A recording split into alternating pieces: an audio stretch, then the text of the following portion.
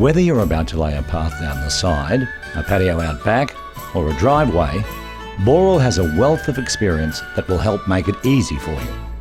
A host of free brochures are available, plus plenty of information and inspiration to be found on the Boral website. To choose a paver, firstly determine what the area will be used for. Boral's quality range includes pavers that are specially designed for use around swimming pools to cope with salt. There are pavers that have been created specifically with the extra strength needed for driveways, and a good many others are simply perfect for paths or to form the smart and durable flooring to your new outdoor room. If your plan includes steps, look for pavers that offer a matching bullnose. This is a paver with a rounded lip on one side, which gives a professional, elegant finish to stairs. Firstly, you'll need these tools: a spirit level, a rake and shovel, 2 pieces of straight timber or PVC pipe measuring about 3 metres long and at least 30 millimetres thick. These will become your screeding rails. More about that later. String lines, glasses, gloves, measuring tape. You'll be able to find all of this at hardware stores. Hire a mechanical plate compactor from a plant hire store and find an old piece of carpet or rubber matting that will be used to wrap around the compactor plate to protect your new pavers. A brick cutting saw may also be required, and these are also available from hire outlets. You'll also need a wheelbarrow, a screeding board, a marker pen, a stiff bristled broom, your hose with a spray nozzle attached, and any safety equipment or clothing that the hire company may advise is required during compactor use. For most paving projects, the materials required are, well, pavers of course, what's known as base layer, which is either road-based material or well-graded crushed rock; bedding sand, a dry and coarse, well-graded washed river or quarry sand. For the jointing of the paving, you'll need jointing sand, a fine, dry wash sand, also known as sharp sand. You may also need edge restraints if the job requires them. These are the edges you add to the general paved area to ensure the paving and grouting sand remain in place. Edge restraints can be made of timber, concrete or pavers. First thing to do is to mark out the area designated for paving. Clear the area, removing rubbish and old paving. Excavate down to allow for the base layer, bedding sand and the thickness of the paver. Remember, it's important that rainwater flows away from the house, so the finished paved area must slope away from the house. Ensure the ground level is even. Level the surface with your rake. Spread a half or a third of the base layer evenly over the prepared ground. Rake this to an even thickness.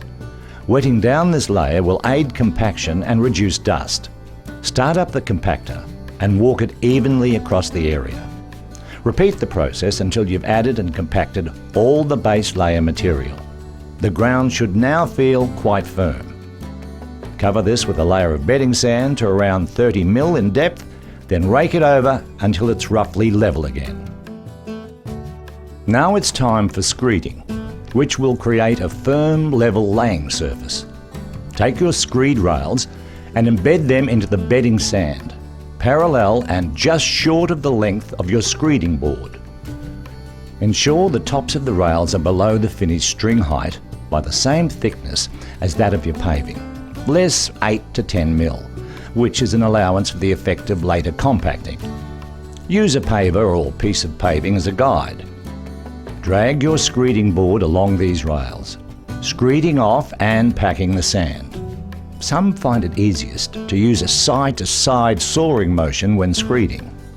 Next, remove your screeding guides and fill the tracks with bedding sand. Smooth this off. Choosing the laying pattern is mainly a matter of personal taste, although some patterns provide more locking strength for applications such as driveways. Among the simplest are stack bond and stretcher bond. Both can also be laid at 45-degree angles if required. Other popular laying patterns include herringbone and basket weave.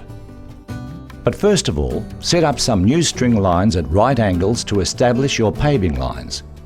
You'll use these as a guide to keep your paving straight. Another good tip to remember from the experts at Boral: don't just grab the first pavers closest to you. It's worthwhile taking them at random from different sides of the pallet.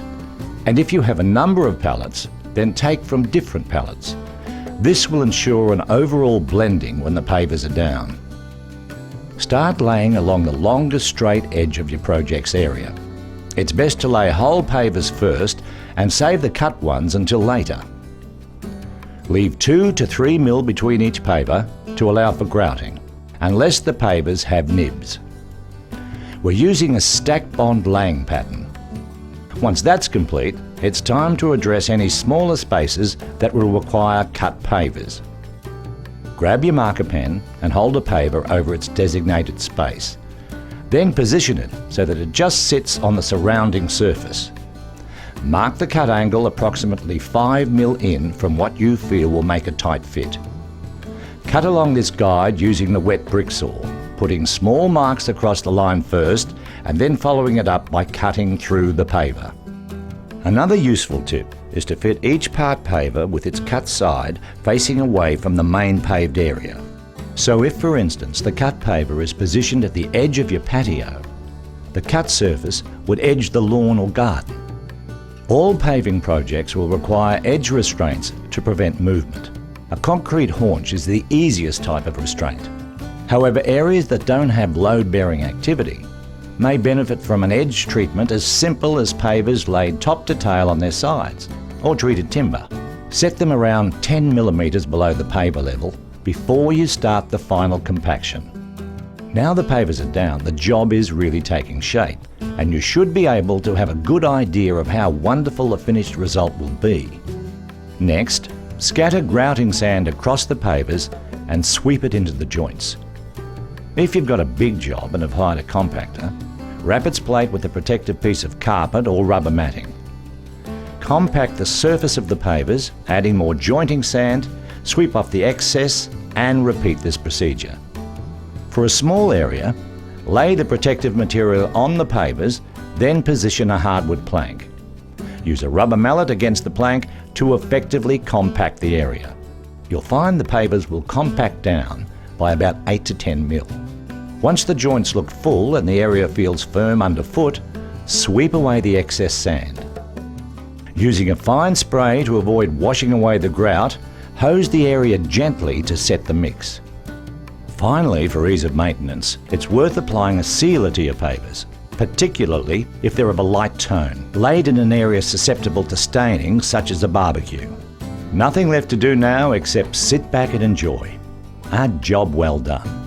Step-by-step instructions on do-it-yourself paving can be found in the free brochure entitled The Complete Guide to Laying Pavers. It's available from your local Boral stockist. To learn more about the Boral paving range available, check out the website www.boral.com.au/ODG, where there's a lot of inspirational tips, tricks and advice. With Boral, you're on the path to perfect paving.